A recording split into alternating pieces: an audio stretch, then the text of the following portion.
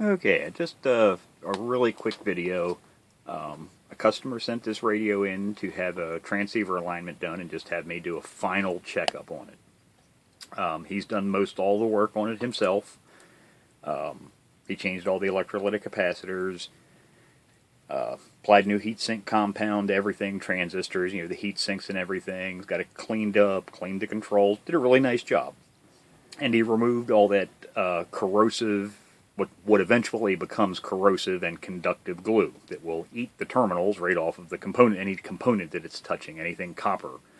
Now, one thing he did, this is actually the second one I've done for him, and he's cleaning something off that doesn't need to be cleaned off. And not his fault, you don't know, because I don't think I've ever specified before.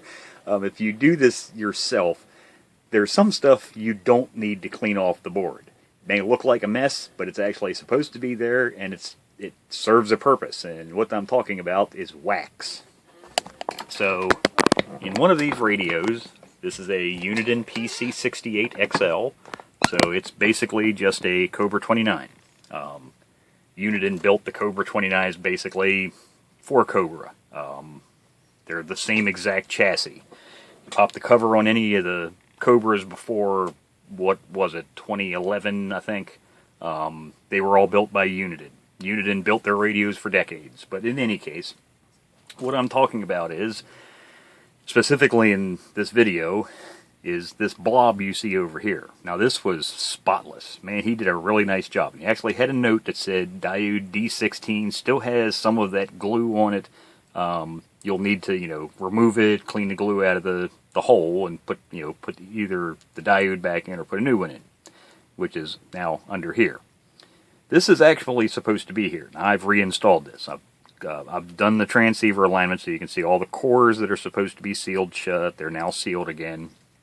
Now, this wax here is not to prevent people tampering with it. It's not to prevent parts from falling out. Usually where you will see that conductive glue is stuff like ferrite cores. Now, there's still some on here, but it's not hurting anything. There's no need to remove that glue. You can see a little bit of that tan right there on the end, because it's not actually touching anything but the ferrite bead itself and the insulation on those wires that go through it for the SWR bridge.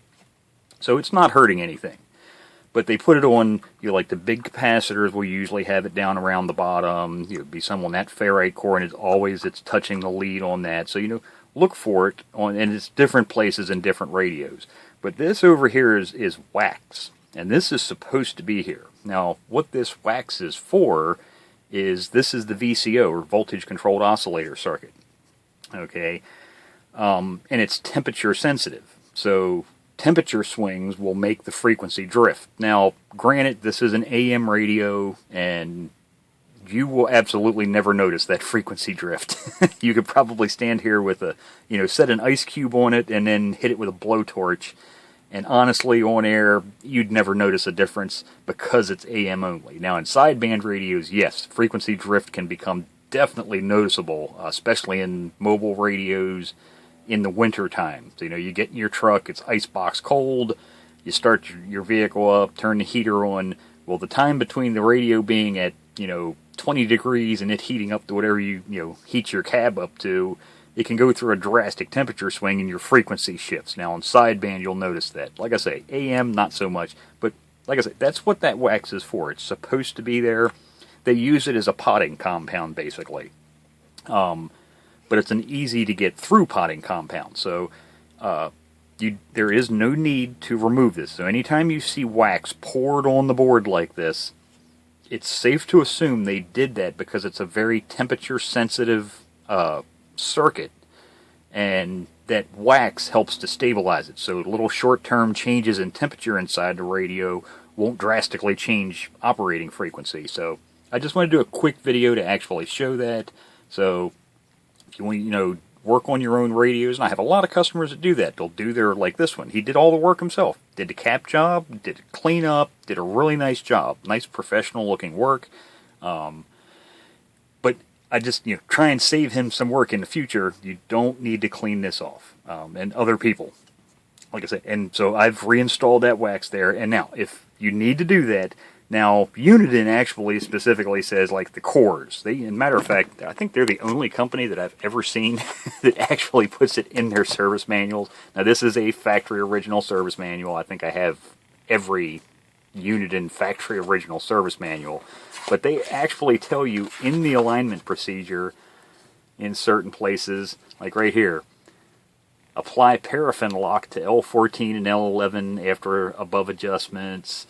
I don't know if there's some in here. Yeah, here. After the above adjustments, apply paraffin lock to L19 and L22. Well, paraffin lock, they mean paraffin wax.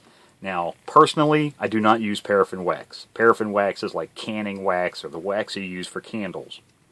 It's kind of hard, especially when you're putting it, on something like this that might be okay. But the cores of these coils and transformers need to be accessed every time you do an alignment on one of these on any radio. And the paraffin wax being harder, it's hard to get out. So you stand a greater chance of cracking the cores when you're trying to get it out. Because, you can get down in there, you take your little, I use a ceramic screwdriver, get down in there and I'll, pry all that goop out. But there's still going to be some stuck to the threads, down inside that little plastic tube or in these fiber tubes, the coil forms are threaded on the inside. So if you use paraffin wax or beeswax, it's very soft. Now I buy it in little bars. Actually, it's about time for me to pop out a new one. They actually start out like they're about that long. I buy them on eBay. For years I tried to figure out what in the hell kind of wax they were using. I'd use paraffin wax, canning wax. And I was like, man, I know this isn't the right shit. It's too hard. It's not the right consistency. And even Uniden, I think at some point they stopped using paraffin wax and they use beeswax because it's now soft and mushy. But like I say, I get this on eBay. It's beeswax and it's cosmetic grade. I make sure I get the stuff that said it's cosmetic grade because that means all the impurities have been removed. It's nothing but pure wax. But it's very soft. So you can see, unlike paraffin wax, which is really brittle and hard, you can see how soft and pliable this stuff is. Okay? So it's very easy to remove in the future. And like I say, that's very important with stuff like these cores. So, you can pry out all the wax that's filling the hole, but it's impossible to get in there to remove the wax that's then stuck in the threads. Well, with this type of wax, beeswax, you don't have to worry about it. It's so soft. And what I'll do is I'll stick an adjustment tool down in there, unscrew it about a half turn, go back down in, come back up, and just kind of walk it up and out, and you'll see a little curlicue of the wax that was stuck in the threads of those cores. You'll see it come up and out, but that's the key. Get on eBay. It's cheap. It doesn't cost much. I don't know if you can buy a single bar at a time. You possibly can. I usually get packs of 10 because I go through so much of this stuff. But like I say, they're little bars. They look like little miniature bars of gold. And actually these, I think you can see the BE on it. That's what it's originally what it says on it. It actually has printed in the top beeswax. So they're using a mold that actually has that molded in. But and it smells good.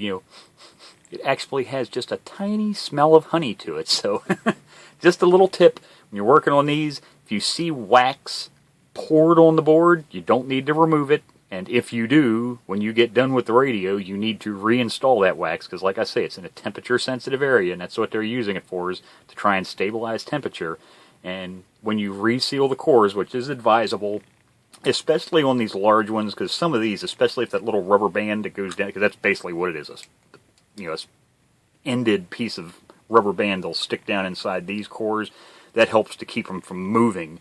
If that ever disintegrates, the wax is actually holding and preventing those cores from moving. So, beeswax, it's cheap, readily available, and it does the trick. And like I say, after years and years of searching, it finally dawned on me what it was. And I looked on eBay, and oh my God, everybody sells it. I actually even get the stuff that I get actually comes from somebody that's only like 30 miles away from me here in Pennsylvania.